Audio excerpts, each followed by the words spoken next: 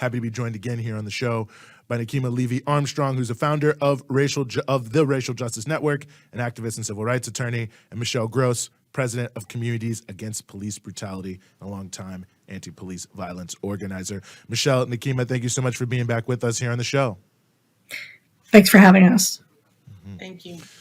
Well, the pleasure is really all ours. And, Nekima, I want to start with you. I think many of us were moved to see, what you did there at the press conference of the police chief and of Mayor Jacob Frey. And I mean, what moved you to step in there and to speak truth to power in the context of that press conference? Well, as I heard what I felt were false narratives coming forward as a mother of a Black son, I just could not tolerate it. Our community has gone through so much trauma. We have been gaslit, over time as we are challenging the injustices and the discriminatory treatment of the Minneapolis Police Department, not to mention the excessive force and being able to kill people with impunity. It just got to the point where standing in that room, I just could not tolerate it. And thankfully, I wasn't alone. I mean, there were folks like Michelle Gross, Jaylani Hussein, and other organizers who were present, who were asking questions alongside the media, trying to challenge the narrative that the mayor and the police chief were putting forward. So I felt that it was just my duty, my responsibility, since I was in that space, to stand up and to speak up and to challenge what was going on. And the fact that this is happening in Minneapolis, can you talk a little bit about what's been going on with Minneapolis, with the police? I mean, many people know, but just to remind our viewers. Michelle, you want to take it? Sure, I'd love to talk about that. One of the problems we've had in Minneapolis is, even though we are, I literally believe, the epicenter of an international movement calling for police accountability, we haven't been able to get one decent bill across the finish line in our state legislature, and we haven't been able to get one decent policy across the finish line in our city that would prevent another George Floyd type incident from occurring.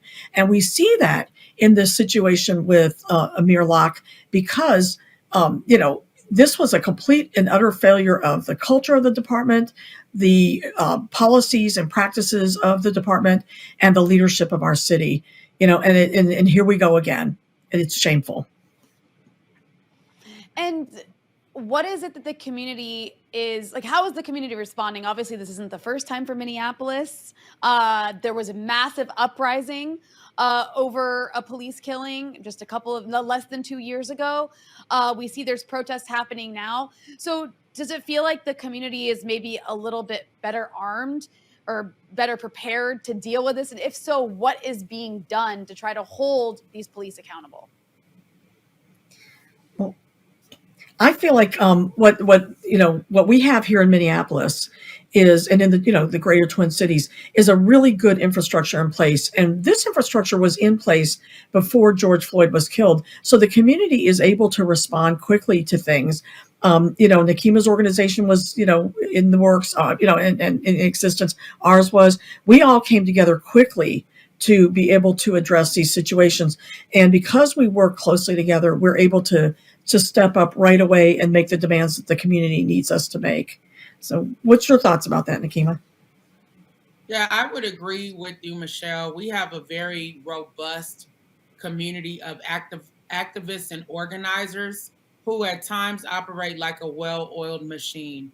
And we also rotate responsibility. So we'll collaborate, but there might be different actions where different groups take the lead and then other groups back them up. And that helps to preserve our mental health. It helps us to not burn out, because we don't have to be leading everything all the time. There's a plethora of folks who are committed to demanding change and committed to standing up for justice. Just to give an example, so there has been either a press conference or multiple press conferences and demonstrations every day since Amir Locke was killed. And one of those demonstrations happened outside the home of the interim police chief, Amelia Huffman, on Sunday night. And literally, we gave people 4 hours to show up at a location, And they showed up, I mean, dozens of vehicles as part of a car caravan.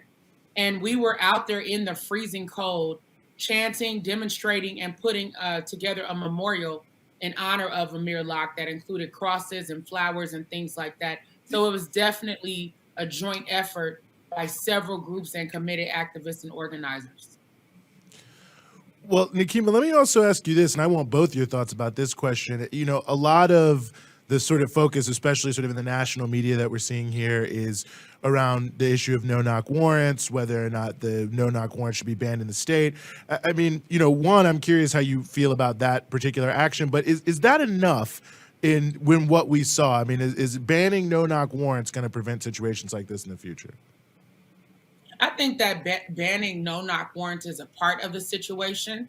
That it definitely needs to happen. I think it's a no-brainer for no-knock warrants to be banned in Minnesota, across the nation, and for the federal government to ban the use of no-knock warrants.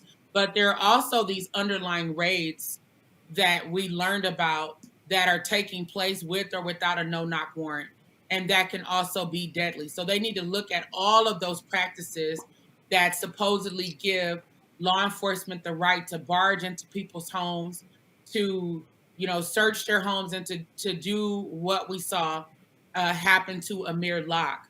Part of that speaks to the hyper militarized culture of law enforcement in Minneapolis, in Minnesota, across the state, and across the country.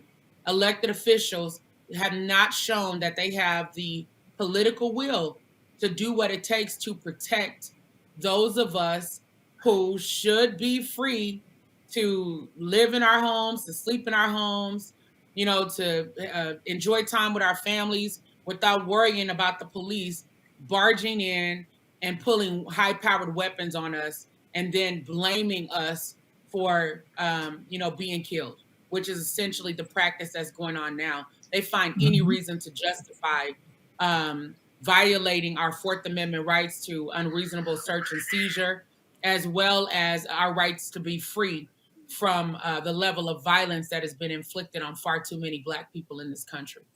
Mm-hmm. Michelle, your thoughts? Yes, and I'd like to add that we brought forward a bill in the legislature in the last year, to put extremely strict guardrails around no-knock warrants. It wasn't an outright ban, because we have a split legislature, one of the only few in the country where we have a Democratic House and a Republican Senate, and a lot of support for law enforcement, with powerful law enforcement lobbies at the legislature. So we knew we couldn't probably get an outright ban, but we put in a good bill that would have put in strict guardrails and would have exactly prevented the death of Amir Locke. And yet the legislature would not pass that bill. It passed at the end that was so watered down, I didn't even want to claim the bill anymore. And this is the result. So now I'm working with legislators to put in a bill that would ban no-knock warrants, and short of that would put exceedingly high guardrails around this this practice. And we see the results when they don't take action. And this is what we've seen. But I agree with Nekima. Banning no-knock warrants is just one step in the whole situation of what's going on with our police culture in Minneapolis. The St. Paul Police Department, though they've got many problems, has banned essentially no-knock warrants. They haven't served one since 2016, and yet they have a much higher rate of solving homicides than the Minneapolis police. And there's something else you should know. We started last year, just really in September, tracking no-knock warrants. And what in that small amount of time, what we've learned is in the 140 or so that have been actually served during that time period, 70% of them are on African Americans, when African Americans statewide make up 7% of the population rather. So, this is clearly deliberately targeting African American people, so they could no longer feel safe in their homes from some intruder that could come in the middle of the night. I think there's one other thing that's important, and Nekima, you can really speak to this even better than I. Amir Locke was a legal gun owner.